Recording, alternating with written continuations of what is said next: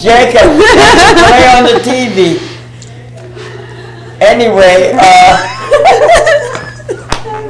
that sounds terrible. I don't know what's going on. But anyway, ladies and gentlemen, before we start, we would like to say some prayers for people. I'd like to say prayers for Patsy Bertrand, Liz Bertrand, and Toby Bertrand. Prayers for them. Miss Jackie Ballou, who actually is my guardian angel on this planet, you know. A lady I respect very, very much, and who is always there for me. And also my cousin Joan Seymour, who is always there for me. We'd like to pray for Jerry Duplantis and Carol, his wife. We'd like to pray for the health of the people that run NAMI, Denver Nobles and Rosa Nobles. Great, nice people. Happy Mother's Day, Rosalind, is coming up. We would like to pray for Richard Phelps' mother. Richard couldn't be with us tonight. He's missed dearly. He's my best friend. Love him to death, you know. And to start the show off, we start reading. And also for Juju, Juliet Bienvenue, we ask for prayers for her. That's a friend of mine. But before we start the show, I usually read some things, you know, like if y'all have been watching the show, y'all know my story and where I came from and where I am now. I know it's funny. We're watching a delayed thing on TV and it's funny. Cynthia's People don't know it, right? No, they don't know it. I wonder if they're seeing a delay. No, they're not knowing. They don't know. No. No, it's like watching the 1, 2, 3, 4, 5 Stooges or something. Yeah. Okay. It's like a comic. I'm going to read my book called God and Mental Illness, God and Healing. I'm going to read from there. I'm on about page 10.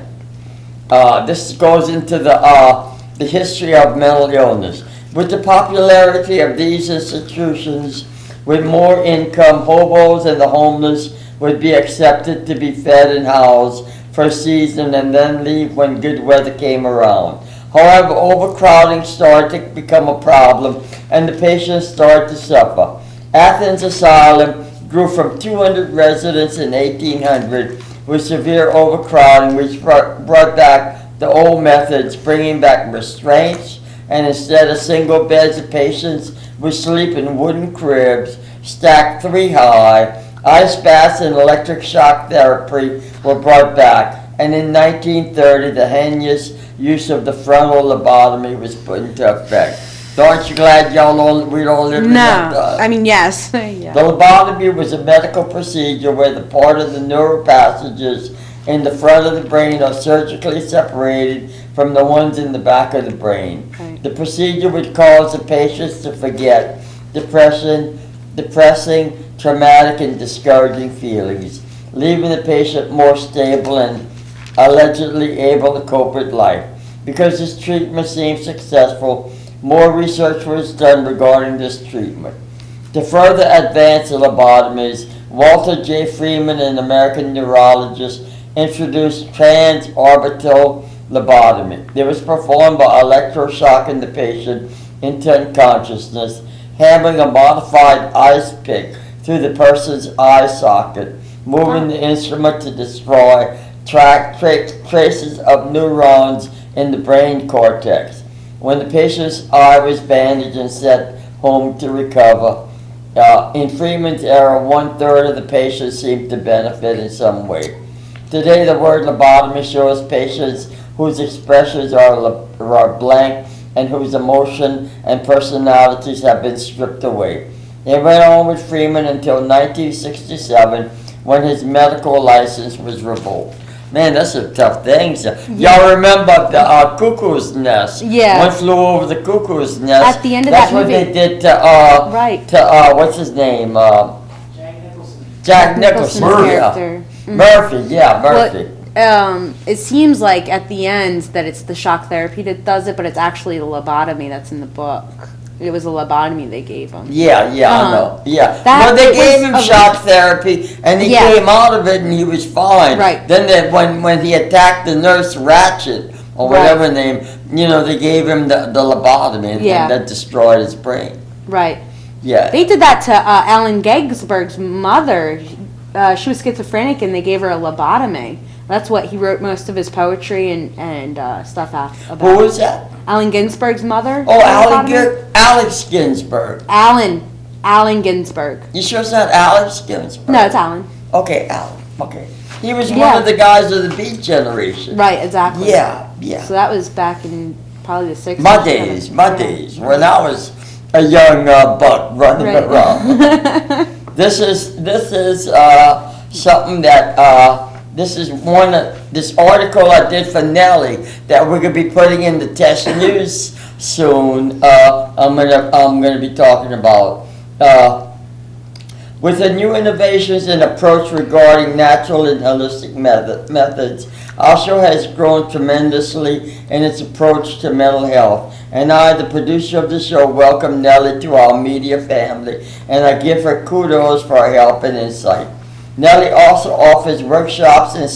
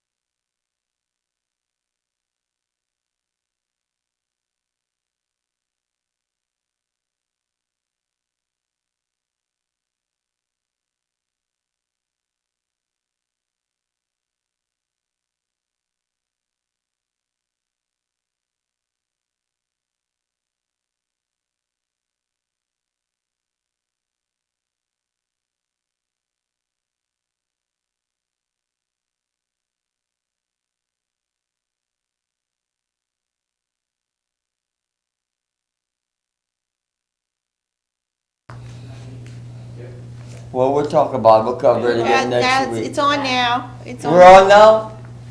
Okay. Ladies and gentlemen, we're sorry for the technical difficulties. You know, it always seems like there's technical difficulties, but we do our best, So we'll just have to bite the bullet and go from where we were. I had read 2 things, and y'all didn't get them. So, time is short, so I won't be able to read them again, but I will read my 3rd book, and that's the book I'm working on, The Time Traveler. Do we have sound? Yeah, we're good now. Okay. Wiener, where are you? The desperate time travel calls out as the fire rages all about him.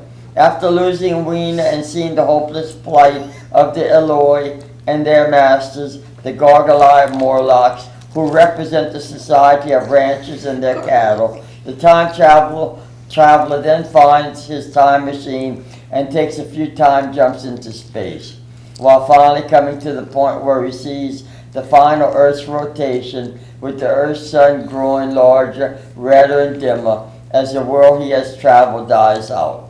He eventually returns to Victorian England, only to leave and never return. Wow, what a movie, Jared tells his friend Richard. I know the professors at school talk a lot about time travel, and I know my dad had studied it a lot when he was alive. Yeah, your dad was a pretty cool dude, Richard, Jared's friend replied.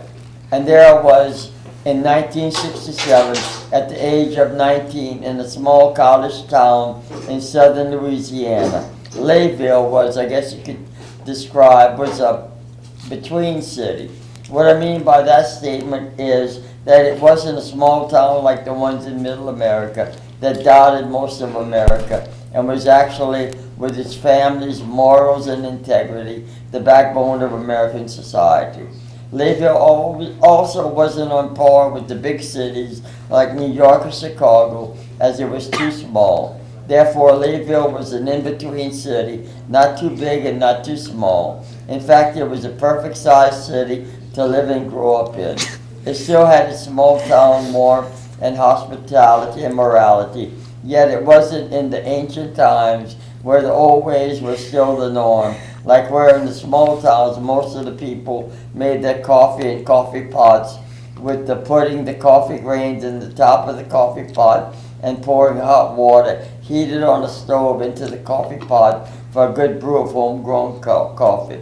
I guess the analogy I'm trying to make is that in Layville, which was a modern small city, to make coffee, many of the people in the modern city age used coffee machines to make their coffee, unlike the people in the small towns. How's that sound?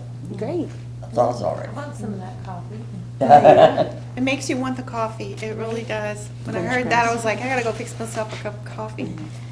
Anyway, that's something, we pressed for time, so that's all I'm gonna read. But Nellie, you wanna read my book, or you wanna? I'll read a little piece. Read a little This is one of piece. my favorite parts of Bob's book, and it was neat, because I called him the other night. I said, let me read your book to you, because when you read it, it's great. But sometimes when other people read your book, Yeah, I want to see what it sounds. If me and Nellie talked a while back last night, and we talked about when we read each other's stuff we can't believe we wrote it, and not to brag, but it sounds like genius, that when we can't believe we did that. It's good because you don't think about it. It's just really just flows out like a stream, and then you go back and you read it, and you're like, wow, that just kind of like. And that goes to show people out there, if you have nothing to do, and especially if you're a mental condition and you're going through some mental things, like Denver Nobles always says,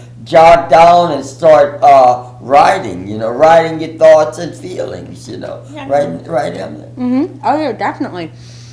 I mean, I just written recently. I expressed some of the feelings I had, and boy, did it do me good. It really did. Just to write it, and I mean, it's Yeah, like if you're out there and you feel, and like we've all been there, you feel like you're all alone in this world. If you've had heartbreak with romance, like I'm the poster boy for that too, and you feel all alone, start sitting down and writing your thoughts. writing them down, and you know, that's kind of like when you're mad at somebody, you talk to somebody else to vent. Well, when you write and nobody's around, it's kind of like venting. It's meant to clear your mind. It's meant to. That's yeah. a perfect. And example. if you're writing gibberish down, you're not going to get anywhere. But when you write something like this, or what Nellie writes, or what I had written the other day, try to get a little deeper into it, and you can come up with some fantastic stuff. And they'll make It's supposed you to clear feel your better. mind, you know. Yeah, and the And if you have to stress, write gibberish, write gibberish. the stress comes out of your body and goes onto the paper. So Yeah. this is page 261 from Bob's book, From Light to Darkness to Glory. Okay. And if you are wondering why I push God so much, it's because He's the only being in my life who I believe really and unmistakably cares for my soul, besides my wonderful dog and friend Chloe. Through my belief in Jesus, I get courage and hope, and I can continue on in this game of life. Although I have to deal with the absence of love in my life, we all love you, Bob, Thank you. and most isolated all the time, I constantly think about Jesus and the character He brings out in me. I like that. And thank Him for watching my back. I also ask Him to teach me love and to help me realize all the beautiful things of the world around us. Its natural sceneries and its beautiful and majestic creatures. And I thank God for having put me in the place I am in this time. I thank Him for the incredible health and endurance He has given me. I also thank Him when I have pity parties with myself. He is always there with me, showing me compassion and love and understanding. And even though I have never seen Him or heard Him audibly, I believe that, as the Bible says, blessed are those who have not seen and believed. That's awesome. I wrote that. You wrote that? You sure did. That's cool. Yeah. You know.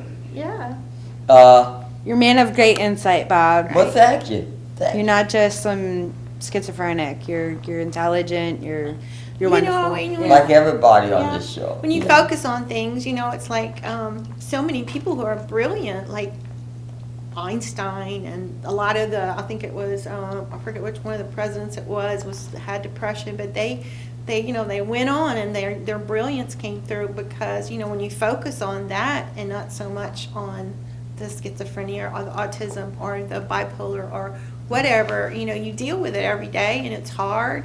But I actually have been studying, and I talked to Bob about this a little bit last night, self-actualization.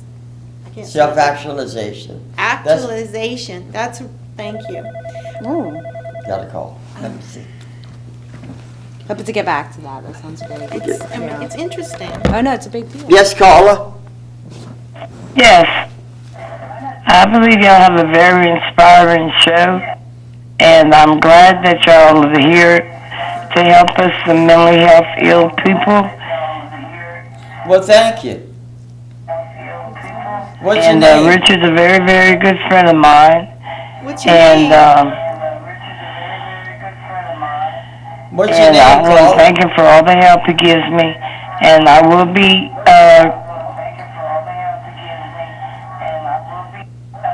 You will be. going to the mental health meetings. Excellent. Okay, what's Cool. your name, ma'am? Vanessa Mobear. Vanessa. Hi, Okay. Vanessa, thank you. Hi, Vanessa. Thank you, Vanessa. Thank We'll you. be looking forward to meet you. This girl, Emily, right there, is one of the facilitators over there, and I'll be there. So we'll be looking forward to meet you. We have about 20 people that go there. Sometimes Yeah. we've gone up to 25. Yeah. We had a Richard meeting- has offered me to give me a ride there on Sundays. Yeah. Well, Richard is a philanthropist for the disabled, man. You know, Yeah. he really helps anybody that needs help. He'll help them. You know, Yeah. Richard's a great Yeah. guy. He's helped me a lot with my computer. I'm very computer illiterate. Yeah, so am I. So much. Thank you, Vanessa, for calling. God bless y'all. God God bless bless. you. Keep on watching. Sure will. Nellie, Yes. before you get into self-actualization, you want to get Josh and Cynthia to sing? Sure. Okay. You know, like we do a show on mental illness, and one of the things that are good for mental illness is music. You know. Yeah, they say you use more parts of your brain for music than anything else. Yeah. That's what they say. Oh, no. Yeah. Well, I didn't know that. That's what, yeah, I read about that. Well, I've heard that if you play music or listen to music, you'll become more intelligent. You've heard that too. Me and Nellie I talk to both those girls. These two right here, super intelligent. These two. Yeah. Yeah. Josh teaches at the community college, and you know they're just terrific people. Yeah. I think Brandon's gonna set them up. Oh, yo. So anyway. So actually, I was self-awareness is something I learned from my own therapist the other day is mindfulness. Yeah, that's wonderful. Yeah, mindfulness, not being paranoid, not being worried that something is going to attack me, because guess what? I'm in a safe environment right now. I Yeah, of see course. Bob, I see black, I see green, I see blue, I see Nellie. I see cameras, and nothing's Okay. threatening me. There's Yeah. nothing right now Exactly. threatening Here we me. go, So Josh and I'm in that Cynthia. They're mindset. putting something up. I'm waiting for that. Okay, there you go.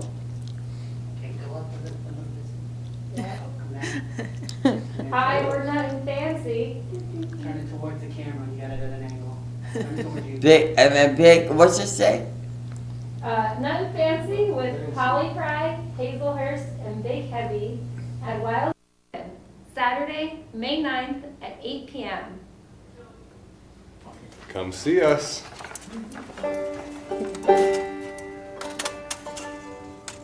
Last week was the last week of classes at SLCC, so I brought my banjo and played the math song. Wow. It's called 1/2 to the N. Oh, love that.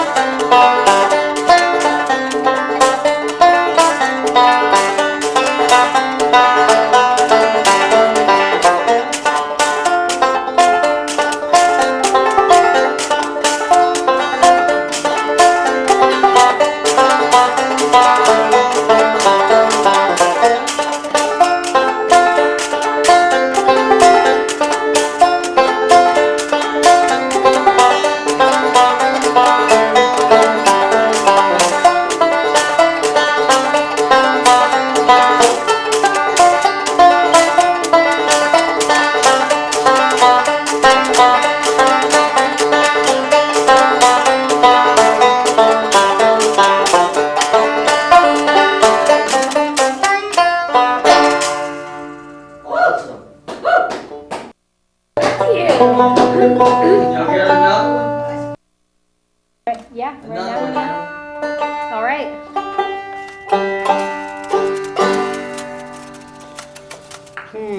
What do you think? Dim light.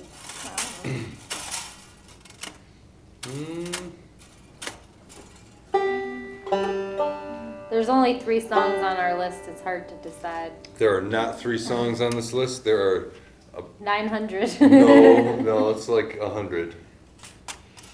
Pretty You gotta close. pick one. Yeah, Just one, pick one. Oh. Actually, do the card. Give him the card. Give it to you. All right. Oh yeah. You got it there? It's not up there, man. It's nothing fancy. Nothing fancy. That's our At name. Wild Salmon, May 8th at 9 p.m. May 9th May at 9th 8 p.m. at 8 Oh, p.m. no, everybody's there Friday and they're late. A day early and they're still late. May 9th at 8 p.m. See, it's super confusing. Well, we're going to play a John Prine song Okay. because that's fun. Makes me happy. Oh, mandolin song? Spanish pipe dream? Right? Yeah. Okay. All right, this is called Spanish Pipe Dream.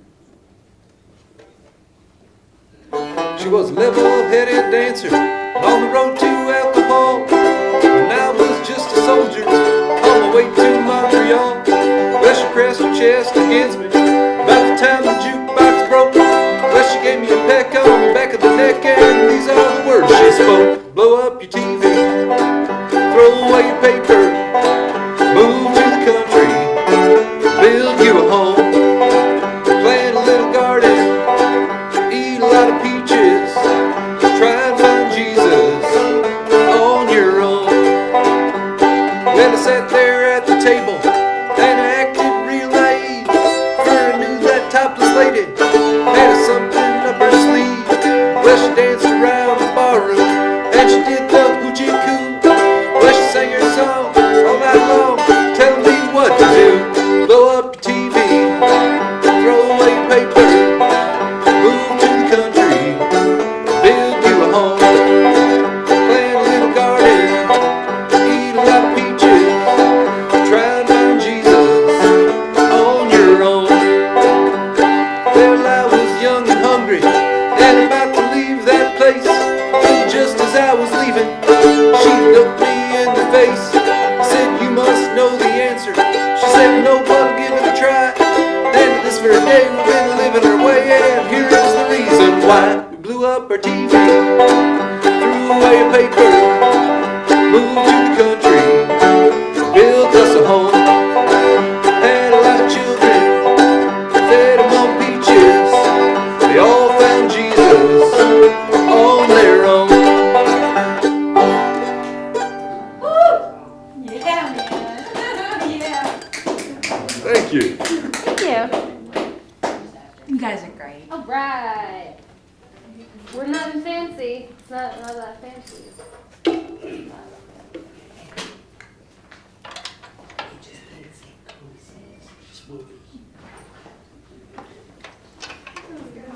Cynthia and Josh, ladies and gentlemen. All right. Thank you, Bob. Thank you. Thanks for having us Thank again. you. And Josh teaches at SLCI? SLCC. SLCC. Some highly intelligent people, man.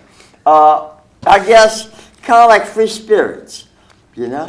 Something like that. Yeah, that's, Changed to a 9 to 5 Well, years, free. but yeah. Thank y'all for being on the show. Thanks very much. Y'all you, gonna Bob. come sit with us? Yes. yeah.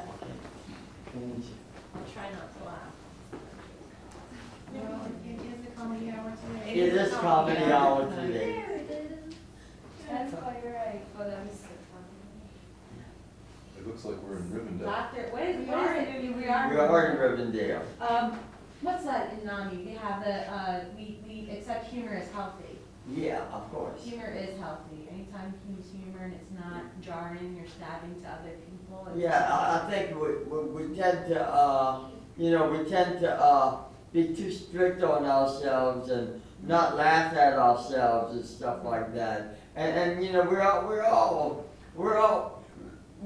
we can do the most amazing, beautiful, fantastic things, and also we can do the dumbest and still more stupid things that we never thought we were capable. I Which- actually found recently in my therapy session with my therapist is if you're looking forward to crying and being sorry for yourself, that's all you're gonna get. If you can look at things in a positive way and reach out in a positive way to yourself and tell your story in a positive way, it's gonna go a lot better for you. Of course, of course. It will. Of course. I mean, I used to have pity. Well, back in the day, y'all didn't know me back in the day, but when I was washing dishes, smoking 4 packs of cigarettes a day, I was a joke with everybody and by myself, and it was tough times. And to reach out to people like y'all out there, you start praying, man. Prayer, I would say prayer and love are 2 of the most powerful forces in the universe, you know. So just try that, you know. I don't smoke 4 packs of cigarettes a day anymore. I'm not washing dishes anymore for a living. I'm not drinking a case of Diet Coke anymore a day, you know. So, you know, Good. Much better. it just goes to show you. That's a lot of No. Diet Coke. Huh? That's a lot of Diet Coke. That's a lot of Diet Coke. Aspartame's really bad for you. Get your brain blank, I Yeah. think. I think it's just poison. None, you wanna? Yeah. Sure. Okay, she was talking about Maslow's hierarchy of needs. And self-actualization. Self-actualization, that's right. I found this so interesting. God always leads me to things every week that I study that really helps me. And I like to share it when I have good results with it. That maybe it might help you too, but you know, you can make up your own mind. But I like to share it. It says the motive to realize one's full potential, self-discovery, self-reflection. Carl Rogers wrote about curative forces, and he was one of the founders of humanistic approach, and he was found to be the 6th most eminent psychologist of the 20th century. The fully functioning person moves away from defensiveness. I thought about that a lot because Like, it's almost like you're always on guard in case somebody's gonna tell you so. I mean, it's a scary world out there, you know? Yeah. You know? For But I sure. think that when you live your life that way, that it's like you said, Emily, you draw some things to yourself that are an unnecessary burden. And so when That's you what we can- do to ourselves when we get rejected, and Exactly. everybody's been rejected at some points, and it's a matter of how you take it. And my coping mechanism to deal with fear and rejection was to go inward and look for the voice within, which winded me up some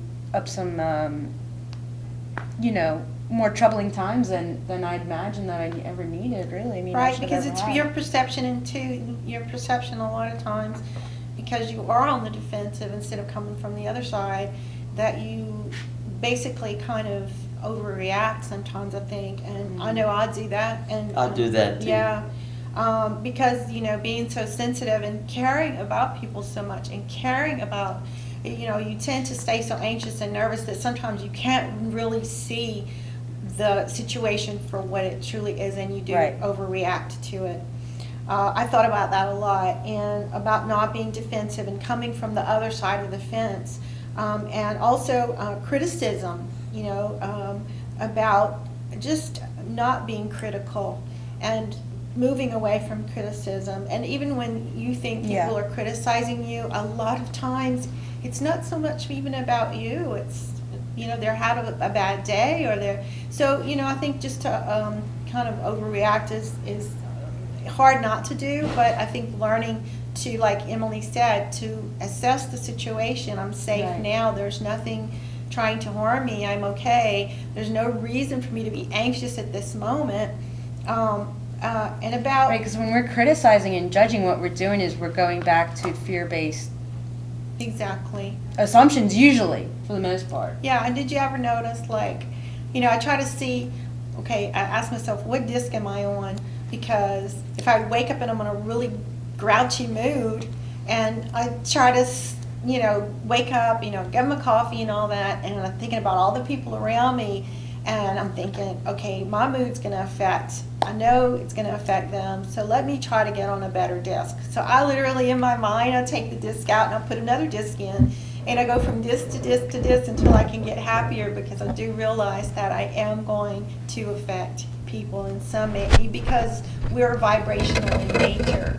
So we start attracting these things. And so I count 17, I'll start going, because I know that in about 17 seconds, I'm going to have another thought that matches that one, and another thought that matches that one, and those thoughts are going to start dominoing, affecting. If I don't count backwards and change, and that usually takes me now to 13, and I'm doing better already. So You there start are from some- one, you start from No, I start from 17, 16, 15. I actually 14, start. 13. So I mean- usually, if I start at 17 and then I start saying the prayer, there's this prayer you say, you think of love, forgiveness, I'm sorry. appreciation, I'm sorry, whatever, just to go back to zero. And when you go back to zero, when you're counting, then the divinity can step in and help take over for that vibration and help clean it and clear it, because love cleans things. And It is It's powerful. better to fight with love than anger. It is, because yeah. I've done it. I've been in the hospital thinking I was the Incredible Hulk with some of my angers.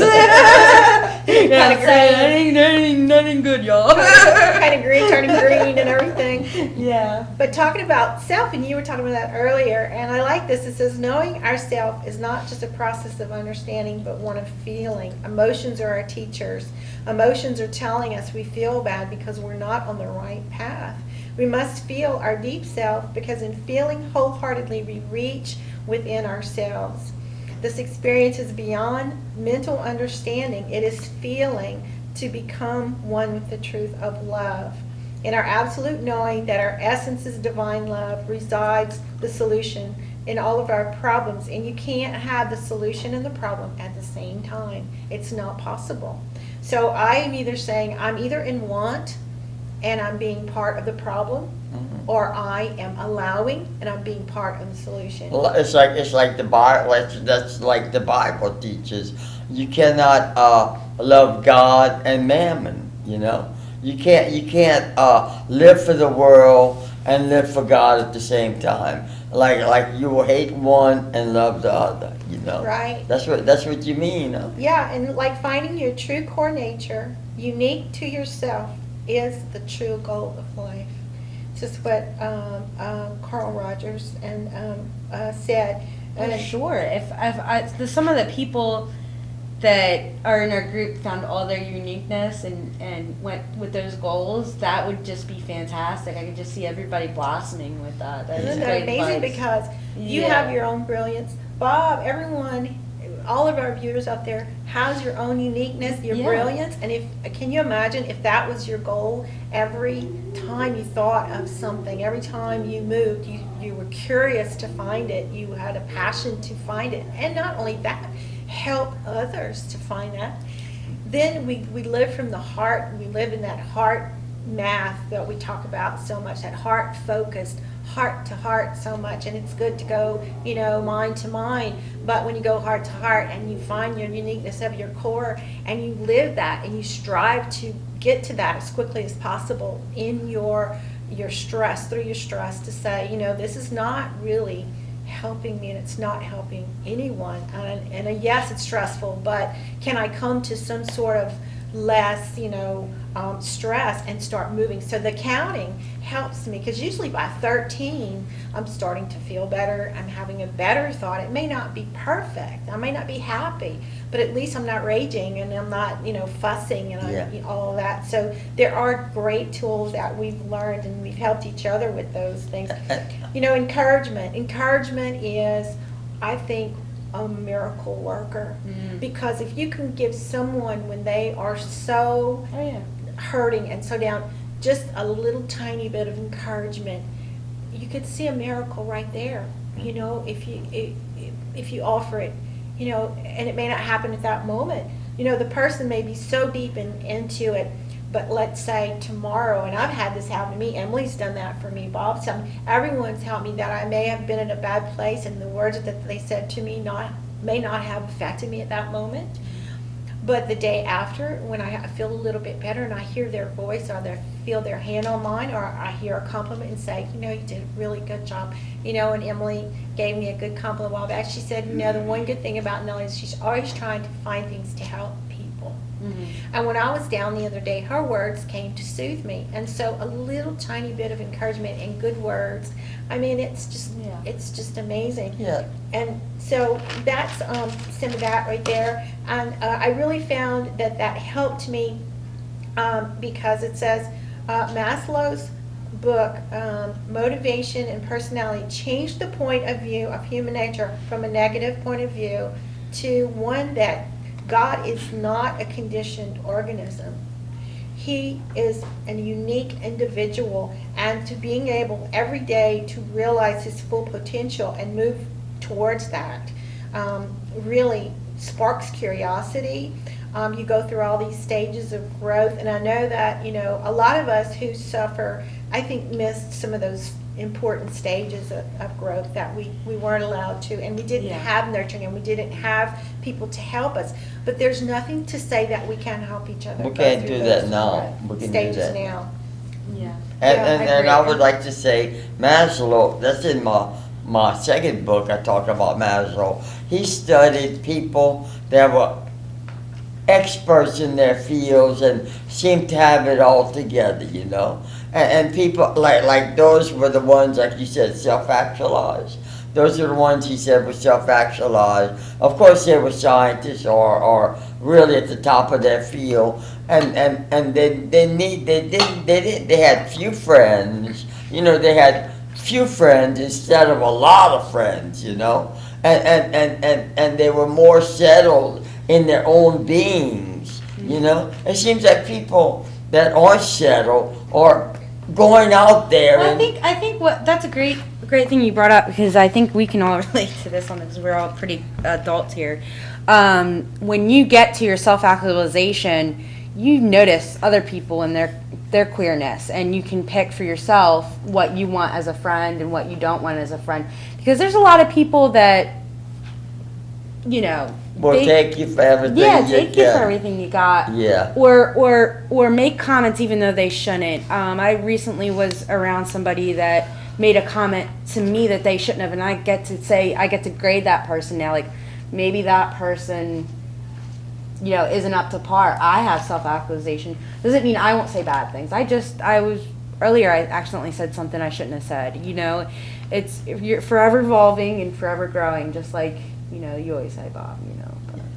Yeah, and I would say, you know, since Emily came on the Yeah. show, and Nellie, we have really grown a lot on the show, you know. We miss Jerry Bush, you know, Jerry couldn't make it, but, Yeah. you know, it is a really good teaching show, I think, you know.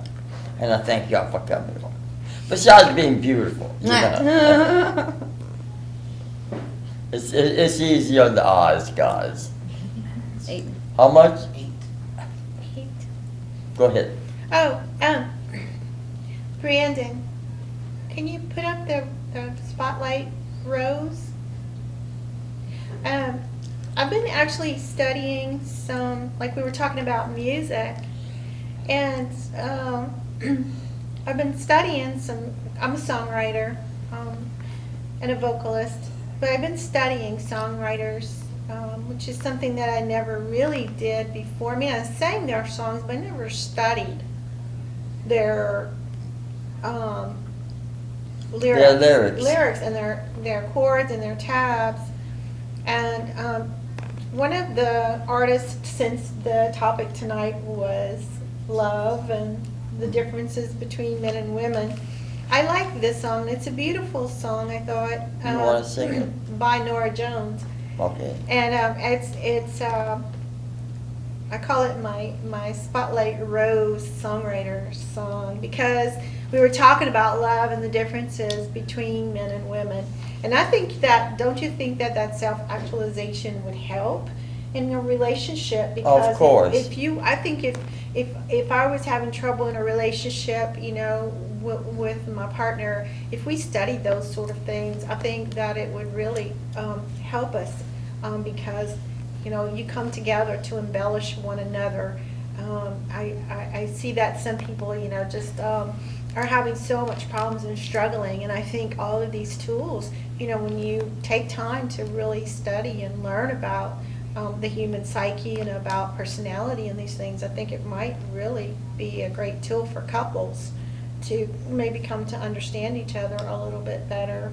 I laugh. Music's great for couples. Yeah, and Really, so there's so many love songs that are just Are like just awesome. Stevie Oh. Wonders Yeah. or you know.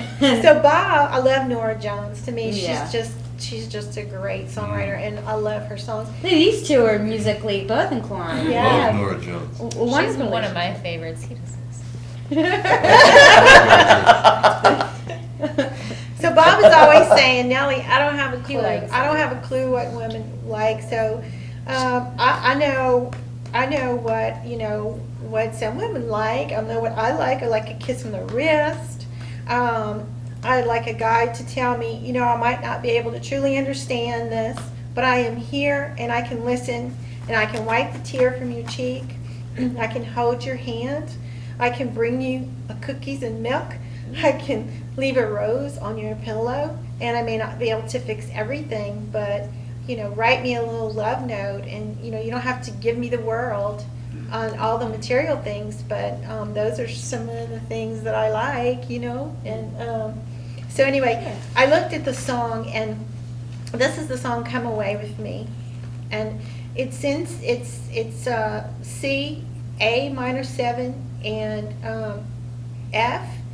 And that's about it, and G, and so it's really a pretty easy song. I You think wanna Josh sing? could play it. You Well, think? Oh, Oh, I mean, no, you have yes. to hear it. You have to You hear have to it hear it. I first could have. to know the melody. Oh, well, maybe we'll do that. Okay. Yeah. Come away with me in the night. Come away with me and I will write you a song. Come away with me on a bus. Come away where they can't tempt us with their lies. I wanna walk with you on a cloudy day. Fields where the yellow grass grows knee high. So won't you try to come away with me and we'll kiss on a mountain top. Come away with me and I'll never stop loving you. Awesome. I think a lot of women do like that. They like the love songs. It's great because it makes your voice sound beautiful. But I don't know. I'm more of a. I'm sorry, Nellie. I'm not.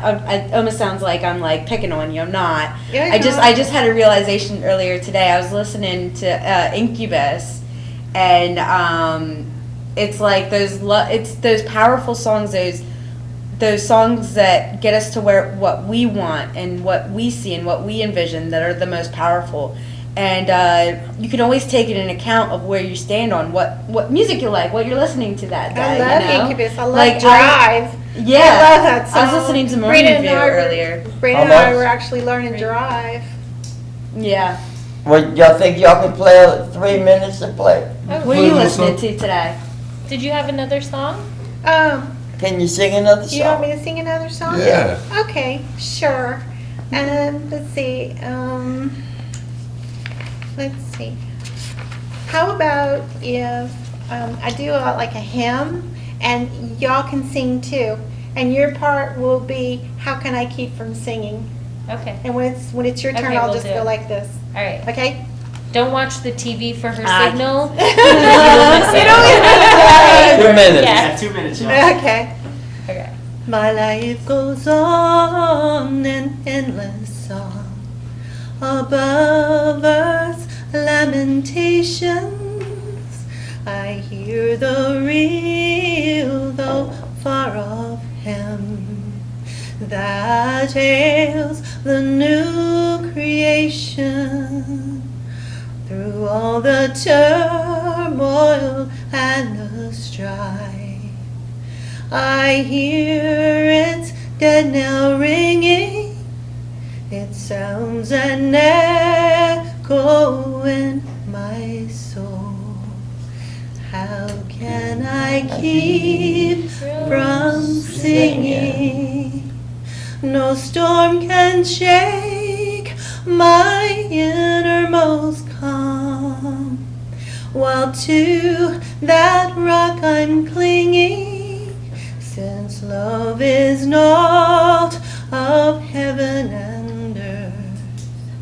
How can I keep from singing? How can I keep from singing? We hope it has been that's beautiful. We hope it has been a good show tonight. We started off with technical difficulties. That's awesome, I Sam. apologize for the technical difficulties. That's okay. Brandon, come say hello. Okay, real This quick. is Brandon Lautier, our no, director. You're not there. Oh, you're not there yet. Oh, there. Oh, you were there. You were Yeah. Oh, sorry.